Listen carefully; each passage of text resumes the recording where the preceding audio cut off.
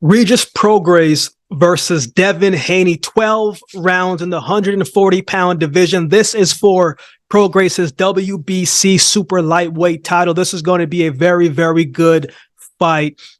A lot of people have mixed feelings about this fight. Let's get into it. Let's start with the former undisputed champion at 135 pounds, Devin Haney. 30 wins, no losses, 15 wins by way of knockout. I've been high on Devin Haney on this channel for quite some time now, right? We've covered a bunch of Haney's fights on the channel, and we talked about the physicalities that make him good and the skills that make him good and the talent that he is that has made him successful to this date. I think he's a great fighter. I think he deserves to call the shots at 135 pounds. He went down to George Kambosos' home country twice and beat him twice, once to get the title, a second time to retain it. And he could have fought a lesser fighter after that fight, but he said, nah, give me the guy that they say is this master of the sweet science of boxing, the guy who takes different angles, the guy who nobody wants to fight. Give me Vasily Lomachenko. And that's what he did, which we'll get into shortly here. But the stuff that I've been reading about Devin Haney has been a little crazy on regards to this fight for me, in my opinion. Some people are saying, man, Prograis isn't even going to win a single round against Devin Haney. It's going to be 12-0 Devin Haney. Some people are saying, man, Devin Haney is going to stop Regis Prograis. And I'm not saying any of those things cannot happen. It's boxing. Anything can happen on the night. Until you get into the ring, you don't know how it's going to play out. And as I said, I'm big on having Devin Haney, but you're not going. But I don't believe that he is going to 12-0 Regis Prograis. Come on, man. We cannot let our biasness towards certain fighters neglect the fact that Regis Prograis, he's a champion for a reason, man. He's had success for a reason. He's a guy who likes to take risks. So it's just interesting to see people's back and forth and opinions about certain things. I also don't think Devin Haney has fought someone as big as a puncher like Regis Prograis, right? Not to mention the explosiveness of Regis Prograis. Mix that with everything else amongst a few other things that we're going to get into. So this isn't going to be a cakewalk for Devin Haney like some of his supporters think there is. I'm a Devin Haney supporter, but I'm not blind to the fact that Regis Prograis can be the guy to close out the show against Devin Haney in one shot. However, Haney has that type of skill, man, that can make it a frustrating fight for Prograis, right? We know Haney's a technician inside the ring. We know his footwork and his defense is solid. We know he's smart inside the ring, very strong IQ. He's risen to the occasion every time he needed to against Gamboa, against Linares, against Diaz, Kambosos twice, and most recently, Vasily Lomachenko. I don't think that should be taken lightly, man. You have to give him credit for what he's been able to do and found a way to come out on top. However, I've said before, as we've covered previous Devin Haney's fights, man, there's always a few rounds where Devin Haney, his defense is a little lack, right? And he gets caught with a shot. And that's the shot that wobbles him, lands cleanly, and has his feet wobbling a little bit, and he seems hurt. But when he does get hurt, he seems to come back the next round and take back control of the fight and makes adjustments in real time. That is something that you have to have a high caliber of IQ to be able to make adjustments in real time, to see your mistakes, but then know how to fix those mistakes moving forward. Let's talk about his most recent fight when he fought Vasily Lomachenko. The size difference was noticeable. But as we've said before, right, Loma more times than not is going to be the smaller fighter in most of his plan.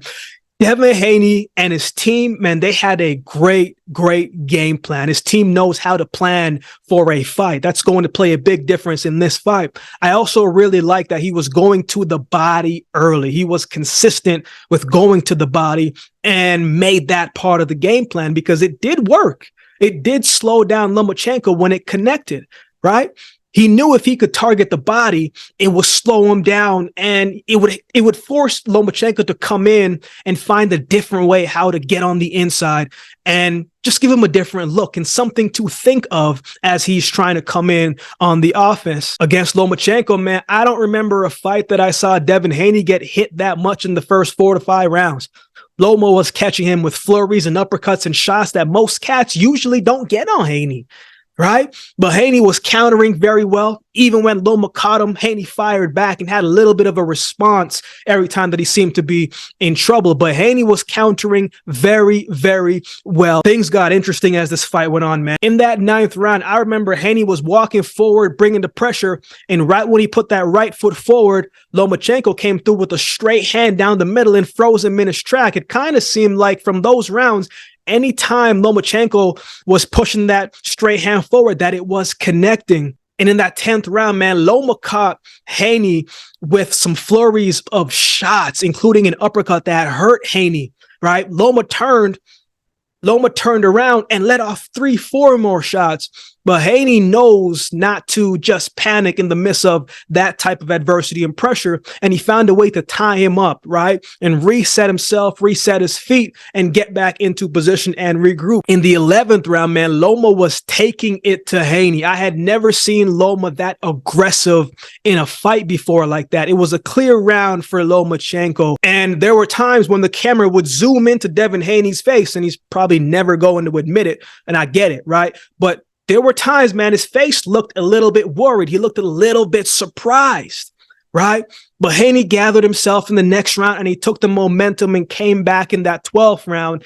And he went back to the body, went back to the basics, went back to the things that he was getting success with at the beginning, right? But he was also careful not to engage too much where he was going to get himself in trouble, man. I think Loma should have been more aggressive in that 12th round. Otherwise, maybe he would have came away with the win, but he did not do enough to get the win. Right. I thought Loma backed off, and that was the thing that cost him, and Haney came away with the win. It was a good, clean, smooth, high caliber, high IQ fight, man. But also at the same time, I did think that we saw a lot of holes in Haney's defense that we usually don't get to see because he's been that good defensively for the most part, right? A lot of people also thought that Devin Haney lost that fight, right? And so you can go back and forth about that forever, but at the end of the day, you got to go with what the paper says, what the scorecard says. And on that night, Devin Haney came out with the win. But in this fight, man, Haney has to be careful because Prograis is no Lomachenko. Prograis has got the power and he's got the mentality where if you get stunned against him, man, he is going to make you pay. And he knows how to close out the show in style. Let's talk about the champion, Regis Prograis. 29 wins, 1 loss, 24 wins by way of knockout. Prograis is coming off a performance that was not his best, which is usually what happens in sports sometimes, right? If you're fighting 3 times that year, there's a good chance that one of those performances is going to be a little bit iffy. And for Prograis, I felt like it was that one against Zorilla, right? And that's probably the fight that Haney's team was just like, man, we saw some holes here. We saw some things that we can't expose. Now is the time to strike. Now is the time to make a run and see if we can beat this guy and take his title. After Prograis' loss to Josh Taylor, man, in a very close fight, he rebounded with wins, right? Over Zepeda and Tyrone McKenna and another guy that's slipping my mind, but he stopped all of those guys. Prograis' style is free-flowing, man. He's got that like herky-jerky type of style where it does not look technically sound to many, but it's a style that works for him because it allows him to move and punch from different angles and positions and really be able to lunge at you and launch with full force, full power at any given moment. Right? To me, the more he starts moving that head side to side, the more he becomes a little bit more dangerous with each step because he's got that type of explosiveness where he's herking and jerking and he's trying to find the right time and the right opening and the right opportunity as you're trying to figure out what he's going to do. And when you take a step with the right, he's going to come off the left and he's going to try to land one of those shots, either hand, right? So you can't get lulled into the herky-jerky style of Regis Prograis. Otherwise, he's going to lull you into a shot that you didn't see coming, but he was planning to do. Against Jose Zepeda, man, some of the shots that Zepeda took, I'm surprised that he was able to take those shots and stay up, because Prograis put some steam on those shots, right? He had Zepeda cut in the 4th round, if I remember correctly, and he kept applying that pressure, doubling up on the jab, stepping to the side, going to the body, and punching in combinations and just giving different angles. Whenever Zepeda had momentum, man, I just felt like Prograis found a way to steal it back. Prograis also has a very good chin, underrated chin, right? He's not going to be hard to hit. He's going to be there to get hit. I think his head movement has gotten much better, but he's not this defensive wizard and this defensive technician. He's also a guy that he is going to be there to take that risk. He doesn't mind taking a risk. He doesn't mind letting you get a shot if he can get one back. He believes his shot is going to be bigger than yours. Zepeda, when they fought, man, he fought with a lot of heart. This is a guy who has won 27 of his fights by knockout and only had one loss prior to that point. So you know he's going to get his. He's going to land his shots, and he landed a few big shots clearly, but it never discouraged Regis Prograis.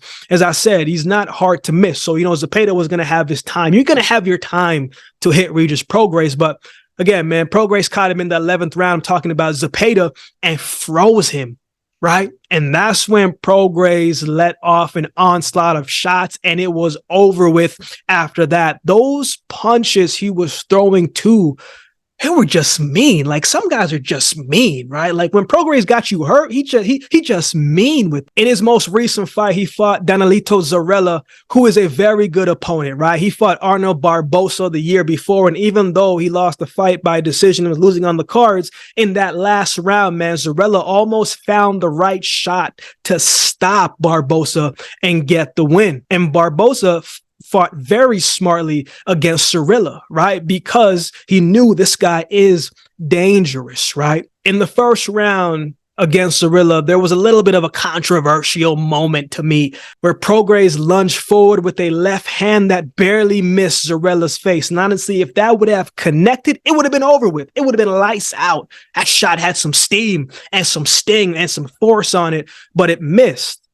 Zarella then came back and pushed through a right hand that looked like it landed on the shoulder of Prograis, and it looked like Prograis lost balance. Zarella stepped forward, and Prograis tied him up, and he fell on his knees to the canvas, and it looked like it probably should have been scored a knockdown to me. However, man, shortly after that, that third round, Prograis was coming forward and timed Zarella beautifully with a looping left hand that soon as it connected on his chin, Zarella hit the canvas, and it happened so quickly, right? Like, that's how explosive that he is. When it looks like he's just, herking and jerking towards you, as I said, you can't get sucked into it because he's really just trying to line up and find your timing and wait for you to take that step. And then he's going to take that step, and then he's going to connect with the shot, and you're going to be on the canvas. It's dangerous, right? Because he can close the gap quickly.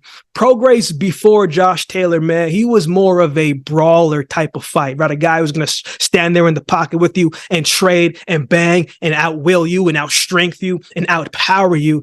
But after the Taylor fight, moving forward, man, he's kind of slowed things down a little bit, tried to come in with a little bit more strategy and tactics behind it, and really focus more on efficiency and being a better placement puncher. He's going to pick his spots rather than just throwing and throwing any and everything at you. He can still do that. There are times when he does do that, but he's a little bit more calculated. I don't think he threw enough against Zarella, man. I thought he let Zarella control the pace of the fight a little bit more, right? And after the knockdown, Zarella was comfortable with keeping the distance, and he was just a little bit more active, right? But he wasn't really trying to get in there and bang. He felt the power and knew that he didn't want to feel that power anymore moving forward, man. Zarella was trying to get out of there, man. I mean,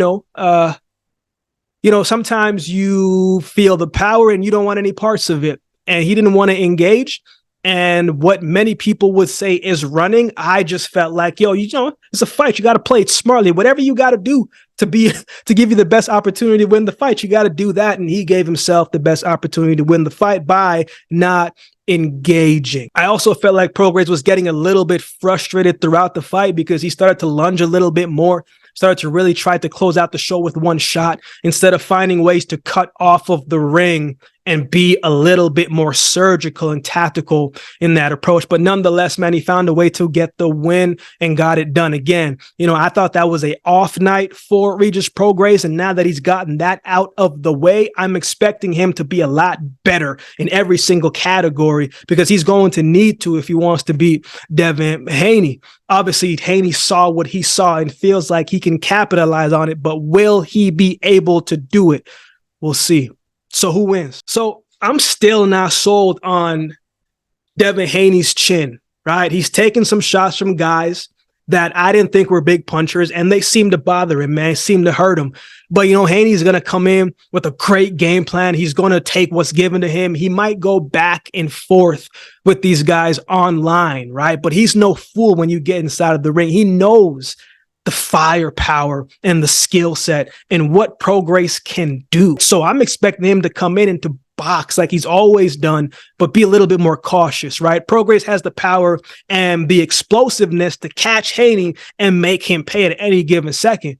But he's going to have to be patient, but not too patient, right? Where he lets Haney control the pace, because if you let Haney control the pace, he's going to keep it at a distance. He's going to jab you for 12 rounds straight, and he's comfortable doing that. Prograis is going to need to close the gap and find a way to do it early, right? Make it a tough fight on Haney. When Loma was imposing himself, right, like physically on the inside, man, Haney didn't really want no parts of that. When Haney was on the ropes, he didn't really want no parts of that either. Prograis, and Loma isn't a physical guy, but Prograis is a physical guy. And if Prograis comes in recklessly, Haney is going to make him pay each time. Haney's a very good counterpuncher. I also don't think Prograis is going to respect Devin Haney's power, so I think he's going to come forward often, and I think he's going to take that risk, right? I think he's definitely going to try to get the stoppage. So he's going to be aggressive, and he's going to bring that force. I think it's going to be a close fight. I think it could go three-way. One, Haney comes in, plays it safe, and finds a way to outbox Regis Prograis for 12 rounds in an uneventful fight, but he gets it done. Or two, he comes in trying to prove a point, stays there with Prograis, takes a little bit more risk. Prograis drops him once, twice, and finds a way to close out the show, and Prograis wins by way of stop. Third option, it's a back and forth fight, right? In a situation where Haney could get dropped and boxes his way back into the fight, and the result ends up to be some type of controversial scorecard, right? We don't know how it's going to be until the fight happens, and it will unfold the way how it is going to unfold. But I like Regis Prograis in this fight, and I think he's going to get it done. How? That's the part I'm not sure how it's going to happen, but I think he is going to get it done. I could see a possibility where it's a late stoppage. I could also see in a position where it's some type of split or mixed decision. What are your thoughts on this fight? Who do you have winning this one? Let me know in the comment section below. If you'd like to support the channel, there's a couple ways you can do so. You can like, comment, share, and subscribe to the channel. If you'd like to support by way of donation, you can find options in the description below. Also, my Cash App handle will be on screen as well. Any amount goes towards the growth of this channel and will be greatly, greatly appreciated. We got a membership section going on the channel. Don't always get to do all the suggested videos you guys suggest in the comment section below.